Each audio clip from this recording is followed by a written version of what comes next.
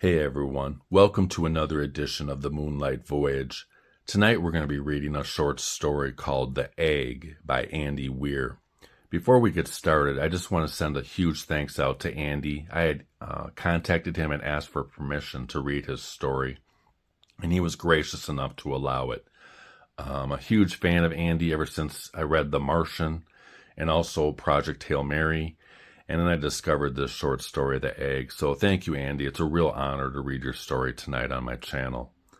So that being said, let's dim the lights, take a deep breath, and let's step into the story. The Egg by Andy Weir. You were on your way home when you died. It was a car accident.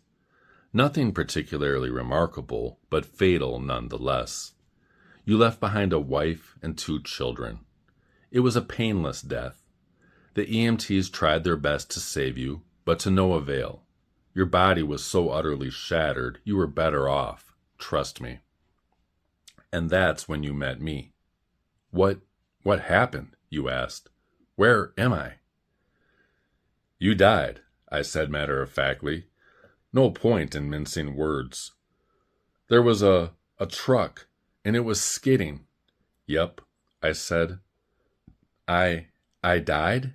Yup, but don't feel bad about it. Everyone dies, I said.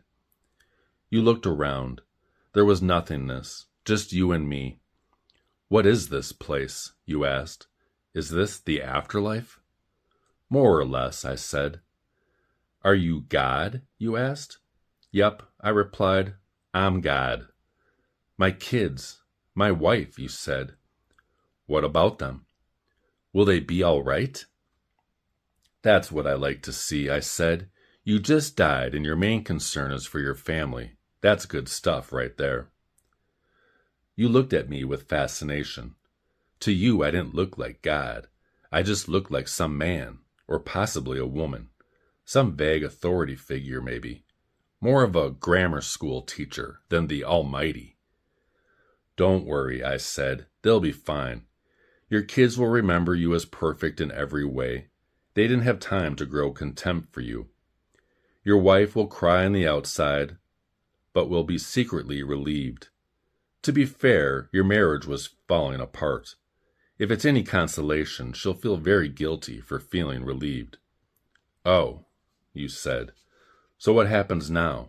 Do I go to heaven or hell or something? Neither, I said. You'll be reincarnated. Ah, you said. So the Hindus were right. All religions are right in their own way, I said. Walk with me. You followed along as we strode through the void. Where are we going?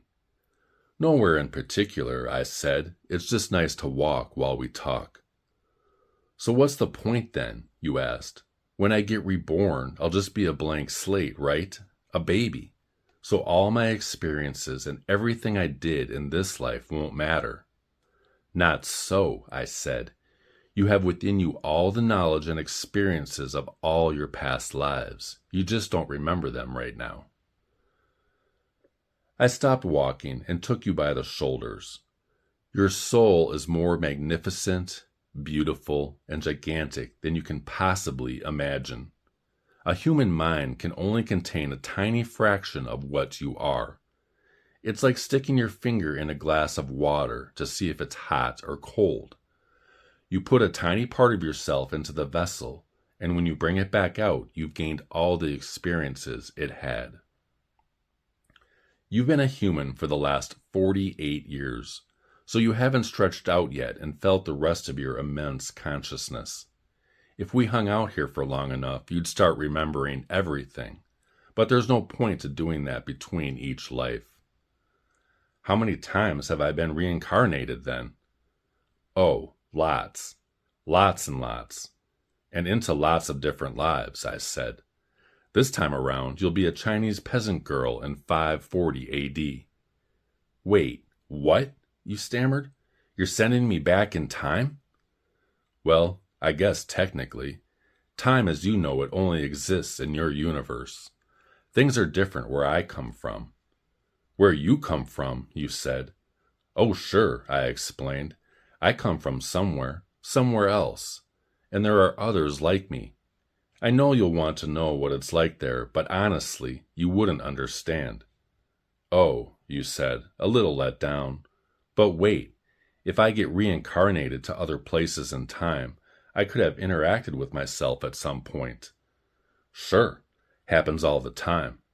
And with both lives only aware of their own lifespan, you don't even know what's happening.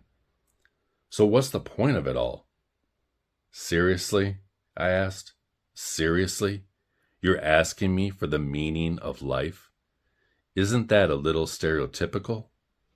Well, it's a reasonable question, you persisted. I looked you in the eye. The meaning of life, the reason I made this whole universe, is for you to mature. You mean mankind? You want us to mature? No, just you. I made this whole universe for you. With each new life, you grow and mature and become a larger and greater intellect. Just me? What about everyone else? There is no one else, I said. In this universe, there's just you and me. You stared blankly at me. But all the people on Earth, all you, different incarnations of you. Wait, I'm everyone? Now you're getting it, I said, with a congratulatory slap on the back. I'm every human being who ever lived or who will ever live. Yes. I'm Abraham Lincoln? And you're John Wilkes Booth, too, I added. I'm Hitler, you said, appalled, and you're the millions he killed. I'm Jesus, and you're everyone who followed him. You fell silent. Every time you victimized someone, I said, you were victimizing yourself. Every act of kindness you've done to yourself. Every happy and sad moment ever experienced by any human was or will be experienced by you. You thought for a long time. Why, you asked, why do all this? Because someday you will become like me, because that's what you are. You're one of my kind. You're my child. Whoa, you said, incredulous. You mean I'm a god? No, not yet. You're a fetus. You're still growing. Once you've lived every human life throughout all time, you will have grown enough to be born. So the whole universe, you said, it's just an egg, I answered. Now it's time for you to move on to your next life. And I sent you on your way. The end.